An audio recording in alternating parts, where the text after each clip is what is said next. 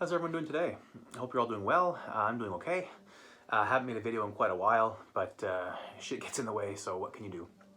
I was watching Brendan Van Die's channel last night, and he made a really cool response to the Accusation Network's Lucky 13 vinyl tag. So this is going to be my response to that vinyl tag. I love these kinds of things. They're my favorite thing to do when it comes to making these videos. So basically I'll be reading 13 questions, and for each question I'll be showing off a record. So, like I said, this tag did start over at the Accusation Network, so I will leave a link to that channel. Check him out, he makes great content, and I will leave a link to Brendan's channel as well, which is how I discovered the Accusation Network, and Brendan makes great videos. I've been watching his stuff for months now, so check them both out and subscribe to them both because they're great guys to hang out with.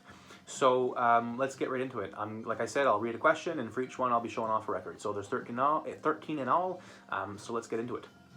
First question is, pick a label and show your favorite album from that label. So I've said it before, I'm Canadian, I'm proud to be, so whenever I can, I like to pick up Canadian records or show them off. So this is Lard, this is The Power of Lard, this is their 3-track debut EP. It came out, obviously, domestically on Alternative Tentacles, but in Canada it came out on Fringe, just like tons of other punk rock and metal stuff in the early and mid 80s.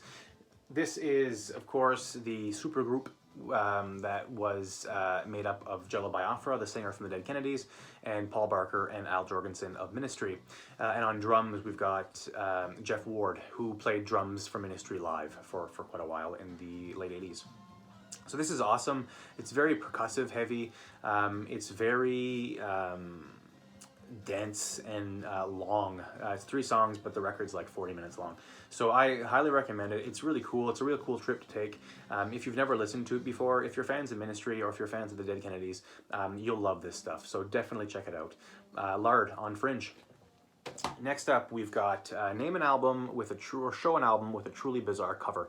So I looked through all my records, and the really only bizarre cover I had was this one, mainly because I don't know why they did it.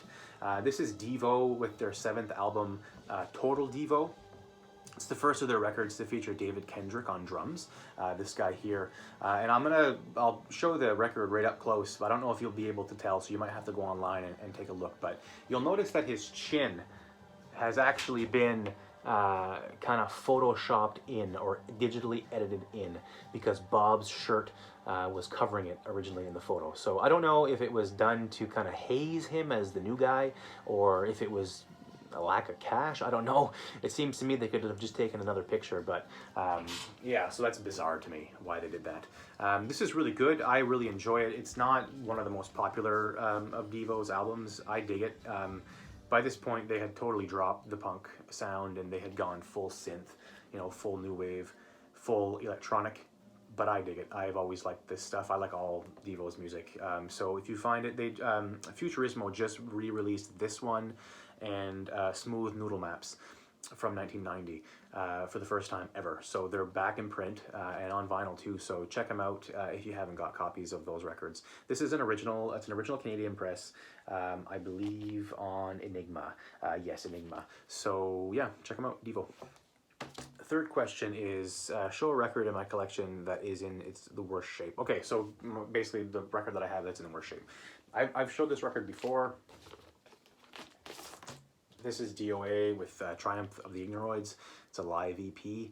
I picked this up along with 4 or 5 other DOA and Dead Kennedys and Dickies records at Value Village like 13, 14 years ago. They're all 99 cents a piece.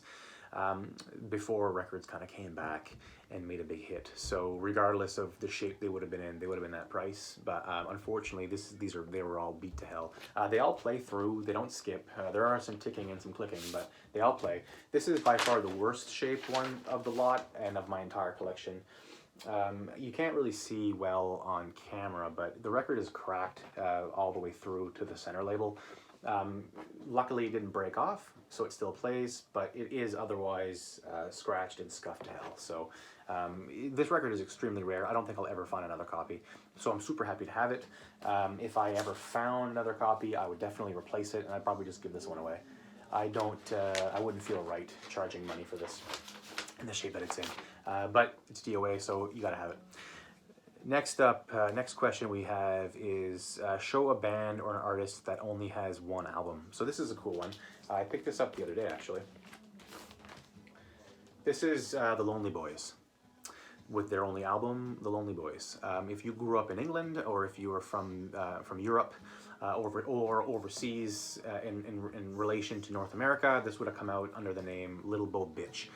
So the band is called Little Bo Bitch, but when they went to their label about foreign releases, the label said, no way, you're not releasing an album. We're not releasing an album called Little Bo Bitch. It's never going to sell, especially considering this came out in 1980. So I don't know if bitch maybe isn't as vulgar of a word overseas than in North America, but anyway, this came out as the Lonely Boys here and Little Bo Bitch over there. So I don't know if it's the confusion of having the same record released by the label under two different names that caused some problems, or with bookings or what, but ultimately they wouldn't release a second record. But this is really great, you know, power pop, kind of new wavy punk rock. So I highly recommend it. The entire record is on YouTube. No, it's not on Spotify, which is unfortunate, so you can't stream it easily, but it's on YouTube, so I highly recommend you check it out. And if you find the album, pick it up, because it's a damn good record, and it's really a gem in my collection, and I'm super happy to have it. So The Lonely Boys or Little Bo Bitch with their only one album called The Lonely Boys. Next up, we've got show an album with a song whose lyrics actually reference the band by name. So I thought of a few came to mind, but then I saw Brendan's video and I saw the Accusation Network's video, so I wasn't able to show. I didn't want to duplicate what they showed, so I thought of a new one, and this is Megadeth with their third album, So Far So Good So What. It features the song Set the World Afire, which I think, to my knowledge, is the first song that Dave wrote for Megadeth. I don't know if in music, but definitely in lyrics. So I will read kind of a quick passage of how he references the band name in the lyrics. So from the song here, we've got, and this is Set the World Afire. And just to confirm with you guys, if you're not aware, and this is kind of a nice little original insert that came with the record. Megadeth, the definition of Megadeth is death of 1 million people or more by nuclear destruction. So we've got here, the arsenal of Megadeth can't be rid, they said, and if it comes, the living will envy the dead.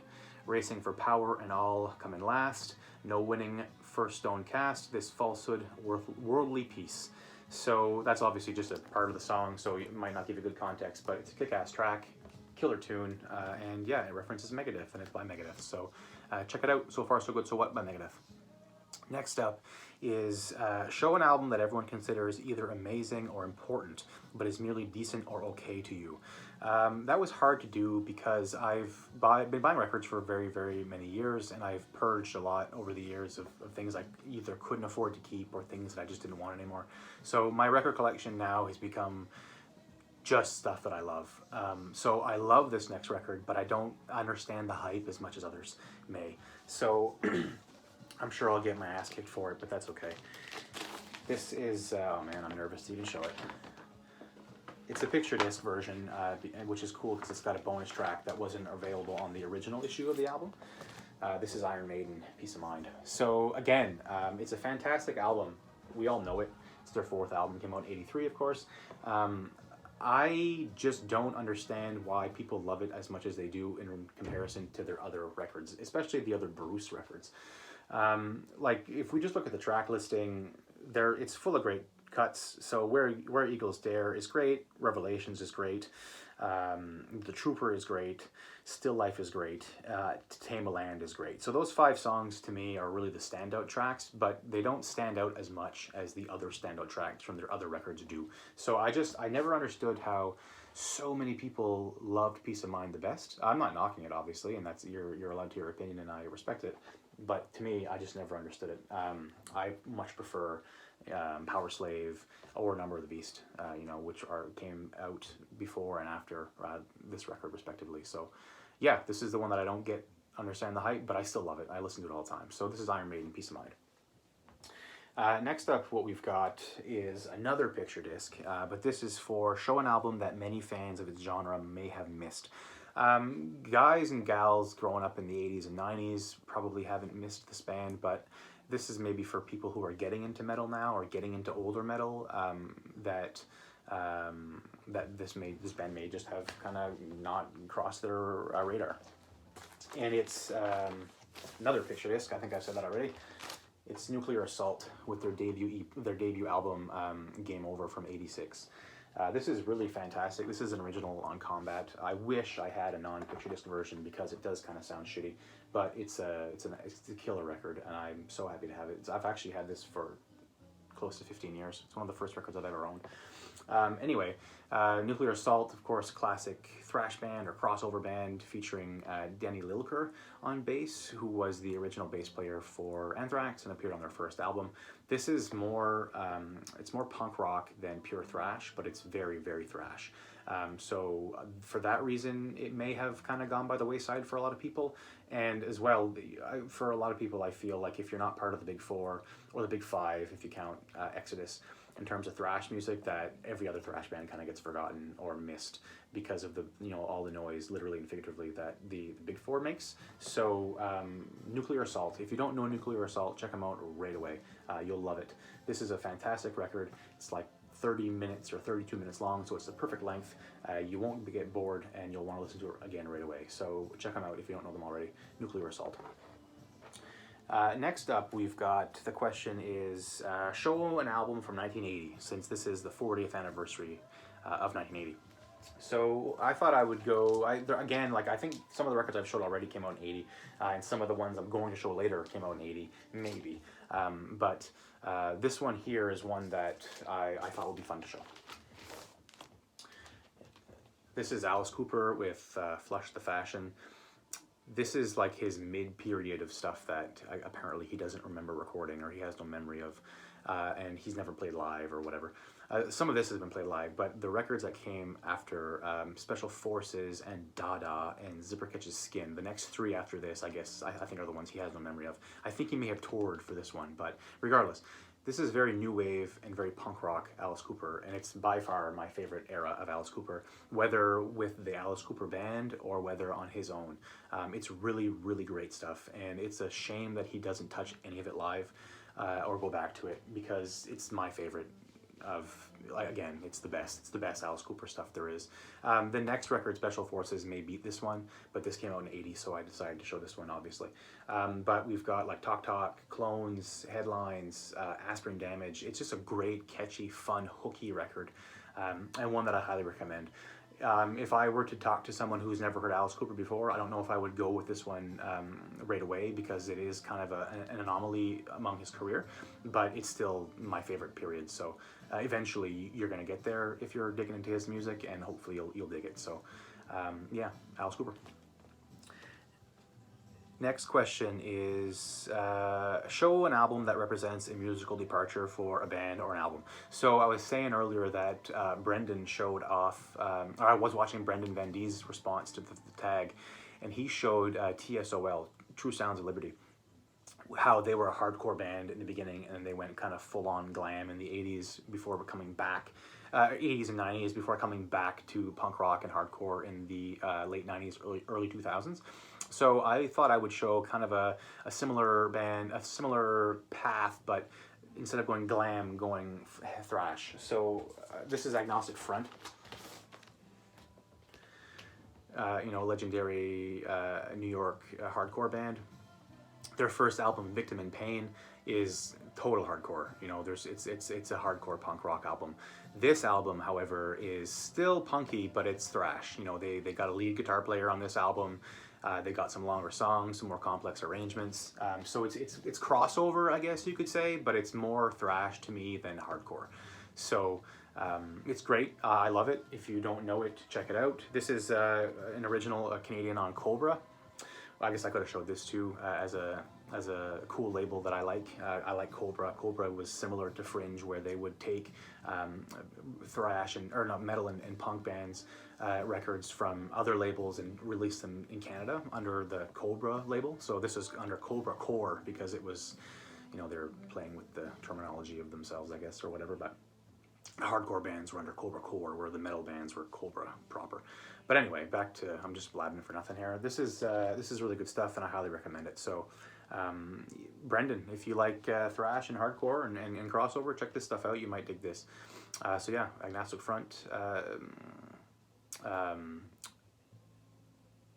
Cause for Alarm. Wow, that was weird. I was trying to read. I forgot the name of the album. I was trying to read it backwards on my phone. That's so strange.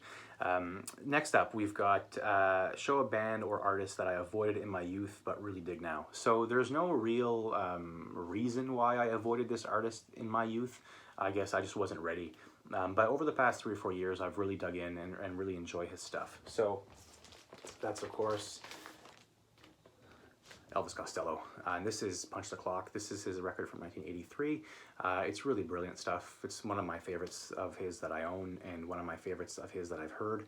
It is pretty musically deep, I guess, maybe, or brave. I don't know what the best word to use. His earlier stuff was much more power pop, punky. This is more experimental. There's the horns and jazz, and there's some reggae, and I love it. I love this record front to back. Highly recommended if you've never heard it before. But when I kind of got into post-punk and, you know, the lighter or the not as heavy genres of punk, I kind of naturally found Elvis Costello. So super happy that I did, and I think I did it right at the right time because I love it now. Whereas, you know, when I was a kid, I don't think I would have liked it as much, or it may not have appealed to me as much. But now I'm all over it. So Elvis Costello, if you don't know him, check him out. I'm sure you do. But this is a fantastic album, Punch the Clock. Next question number 11, is show an album cover that I wouldn't show my grandmother. So I have a lot of those record covers, but I think this is probably my most offensive one because of the art, because of the name of the album, and because of the song titles. So I'll give you a little sample of all three. So I've talked about this band many times. I'll probably do it many more times. This is Dwarves. This is Blood, Guts, and Pussy. So obviously, I guess I'm censoring some of the offensive material. You know, two naked women, totally naked women covered in blood, with a little person back there also covered in blood. And then we've got the large font of Blood, Guts, and Pussy. And some of the song titles, you know, if you feel like showing your grandma, include, you know, Let's Fuck, Skin Pop and Slut, Fuck You Up and Get High, Insect Whore, and Flesh Tantrum. So it's pretty offensive. Doesn't mean it's not amazing, because it is. It's a kick-ass record. It's like 13 minutes long. So to me, that's just perfect. It's done before you know it, and then when it's done, you want some more. So yeah, Dwarves. You can never go wrong with any of their stuff. This came out in 1990. I'd say it's a good starting point, but anything by the Dwarves is good to start with. So yeah, the Dwarves, Blood, Guts, and Pussy. Next up is show an album that has a childhood significance for me and why. This is an album, I don't know if I've showed this one or not before. I've talked about the band. It's not a band that I listen to often anymore, hardly at all, but I still dig them. This is Blink-182 with Enema of the State. This is really, like, when I think back to my life, is the first album that I wanted on my own, that I independently discovered and thought, I need this. So I asked my mom to take me to the store, and she did. And I got it on CD when I was like 9 or 10, whenever it came out, in 99, so I would have been 9 years old. But yeah, it's the first band that I really wanted to get into, and I did, and it opened so many doors. You know, this helped me discover the Ramones, and then Green Day, and just other punk bands, The Offspring, Bad Religion, whatever. Started my journey, and then I kind of carved my own path. But I honestly feel like if I hadn't have discovered Blink-182 as a young kid, that I don't know if I would have discovered the bands that I did in the way that I did, and I might not be here today with, you know, the awesome record collection and knowledge and fun love of the hobby that I have. So that might be stretching it a bit, but I really do associate Blink-182 for helping me open up my horizons and really start my musical journey. So I'll always be thankful for that, and I'll always be thankful for them for that. This is a great record. I don't listen to it often, like I said, but I do really enjoy it. If you don't have it, you might not like it, but check it out, because it's always worth discovering new music. So All the Small Things, What's My Age Again, you know, lots of big hits on this record, Adam's Song. So it's, I'm sure if you're over the age of 20, you've heard this before, but check it out anyway, because it's great. And the last one is show an album for which the band, album, and title track are all exactly the same. So my gut instinct was to show Iron Maiden's first album, but like I said, um, the Accusation Network channel showed that one. So I decided to show Deicide. I showed this one not long ago, I think in my last video maybe, but regardless, it's still a good record to show. This is Deicide, the album Deicide, which features the song Deicide, the first song on the second side. This is great, you know, classic Florida death metal. This is from 1990, so it's very Scott Burnsy. It's got that, you know, that death metal, Florida death metal production sound. It's fantastic. It's one of my favorite death metal albums ever. I love Deicide. I love their entire career, but in terms of like what I think is the best, this is probably it. If you don't know it, check it out. Not much else can be said, but Deicide. So yeah. Those were my my 13 questions that I had to answer today for the Lucky 13 vinyl tag. I hope you enjoyed watching. I love, again, like I said earlier, I love making these kind of response videos. I find they're fun. They make me learn new things about my own records, which I always appreciate. Just before I head out, I'll show you what I had spinning while I was talking to you. We had Talk Talk with their second album, It's My Life. Mark Hollis unfortunately passed away, I believe, in 2018. Could be 2019. Everything's a blur now. But regardless, he passed away not long ago, and to me, one of my favorite musicians of all time, a genius songwriter and musician. This is very synthy, kind of new wave, but if you don't know, Talk Talk really, as each album went on, became more minimalist and more experimental in their sound, and a lot of people kind of associate them with creating the post-rock movement or the post-rock genre. Them and Slint, the album Spiderland, which is also fantastic. But I like all of Talk Talk's music. I really dig their early stuff, their synthy stuff, as much as their later stuff. I know their early stuff isn't as popular, but I like it just as much. I like that sound. So yeah, if you don't know them, check them out. Talk Talk with It's My Life. So thanks so much for hanging out today. I hope you had some fun. Be kind to each other. Be loving to those who love you. And yeah, I'll see you next time. See ya.